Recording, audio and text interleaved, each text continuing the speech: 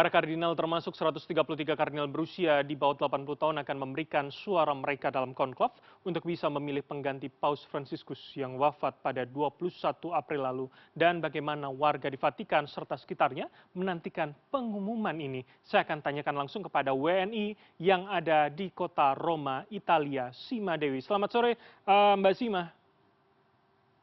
Selamat sore, Mas Bram. Selamat pagi waktu Roma. Oh baik, di sana masih pagi begitu ya. Jadi artinya kalau masih pagi baru saja dimulaikah? Ada yang berbedakah untuk hari kedua ini dibandingkan kemarin, Mbak Sima? Ya, terima kasih Mas Bram. Untuk hari kedua ini warga masih antusias. Jadi hari pertama konklav kemarin diwarnai oleh antusiasme yang sangat-sangat tinggi dari warga Roma sendiri dan juga dari para peziarah dari seluruh dunia. Meskipun proses pemilihan berlangsung secara tertutup dan juga di dalam Kapel Sistina, tetapi suasana di luar itu sangat terasa. Misalnya mulai pukul 6.30 sore, tepatnya setelah jam pulang kantor di Roma, ratusan orang mulai berdatangan ke lapangan Santo Petrus. Mereka berharap bisa menyaksikan munculnya asap putih yang menandakan terpilihnya paus baru.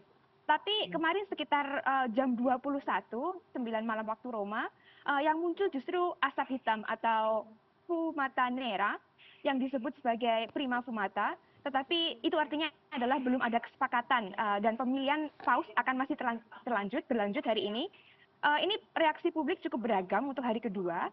Ada yang kecewa, tapi ada juga yang tetap antusias. Bahkan beberapa orang mengaku mereka sengaja streaming hanya untuk melihat asap muncul dari cerobong yang ada di Basilika Santo Petrus. Baik. Tadi malam saya juga sempat berbicara dengan pemuda dari Napoli. Mereka berharap bisa menjadi burung yang ada di Kapel Sistina untuk bisa mendengarkan diskusi para kardinal ini.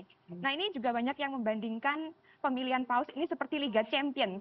Tegang, ditunggu, tetapi hari pertama tidak ada gol. Oke. Nah, maka dari itu meskipun belum ada hasil, tapi suasana di Roma ini masih penuh rasa khidmat, hormat, dan juga harap-harap cemas.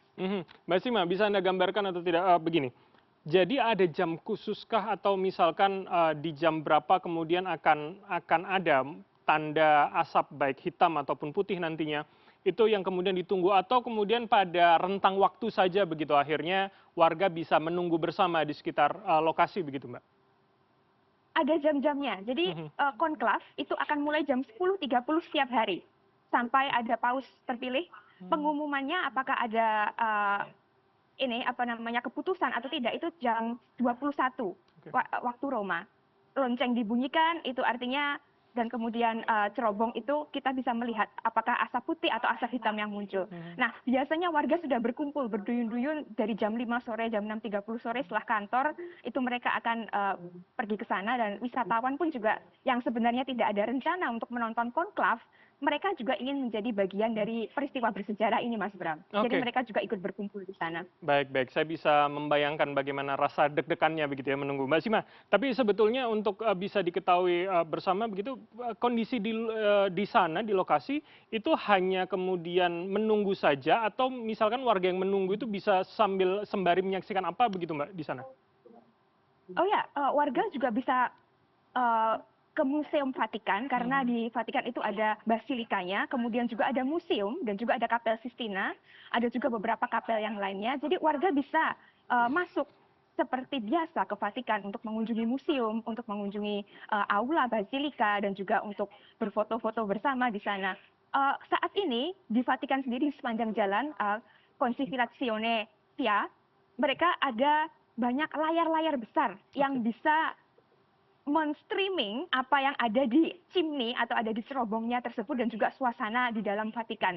Nah, seperti itu, Mas Bram, sangat antusiasmenya warga. Dan juga di kafe-kafe mereka juga menyediakan layar untuk streaming seperti kafe di belakang saya ini di Villa Borghese. Mereka juga mengadakan streaming untuk langsung apa yang terjadi di Basilika Santo Petrus. Jadi memang ini Baik. bukan hanya sekedar siapa yang akan menjadi paus, tapi juga momen kebersamaan yang melambangkan semangat warga di Roma.